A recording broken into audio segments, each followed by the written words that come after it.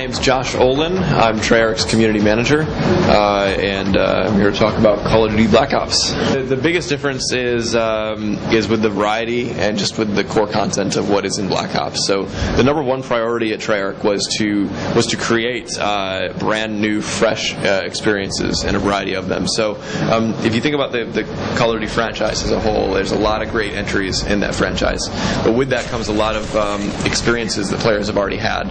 So the last thing that we wanted to do was create duplicate experiences. You know, we didn't want to feel like we were recycling anything, or that things were already done out. So anything that whenever we were making our levels, we always kept it in the forefront of our minds, is that this needs to be fresh and new. So at Gamescom we showed off Payback, which we also showed at E3. That's where you're flying the helicopter, but that's a perfect example of this, where Call of Duty games have done aircraft in the past, but they've always been flying for you and you're gunning. Well, with Black Ops, you're flying and gunning the helicopter, which really does, it ratchets the intensity right up, and you really feel like you're in control as you're raining hell down from above. So that's the biggest thing that separates it. Of course, there's a really long laundry list of new innovations and improvements in like multiplayer and co-op, but those will have to be revealed later this year. Every Call of Duty game, of course, the goal is to ratchet the bar up that much higher across the board, so with intensity and quality and sound and visuals.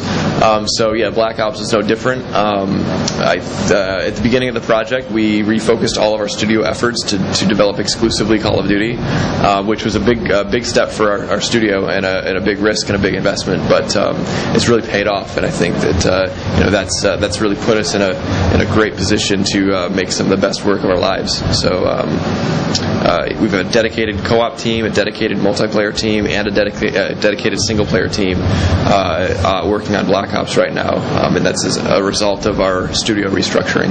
Everything that you know about the Cold War is not what we're covering. We're covering the classified stuff, the stuff that you wouldn't hear about. And yes, it's a fictional story, but even World at War, our last World War II game that we made, that had a fictional story too. We weren't covering just the World War. We were following our specific squads of players.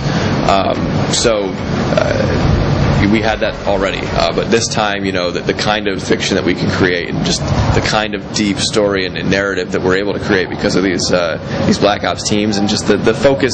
It was a shift in focus for the team as well. World at War, we had campaign co-op and all these other things that influenced the outcome of the single-player campaign. Now we don't have campaign co-op, so we really can focus on crafting a great one-on-one player experience. A really good story that's going to bring a single-player through a roller coaster of events. The crossbow is a great gun, and that's one of those things that came out of the Black Ops theme. It's you can use a normal crossbow bolt, or you could put the explosive tip crossbow bolts on, and that was another direct inspiration from one of the veterans we spoke with, Major John Plaster.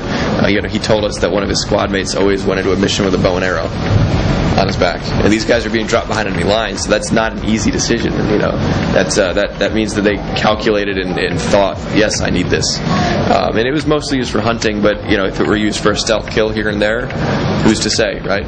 So that really inspired us to make a crossbow. And then he would tell us about how they would modify their weapons and sometimes pack their own ammunition. So we got that cool explosive tip crossbow bolt, and the incendiary shotgun rounds called Dragon's Breath.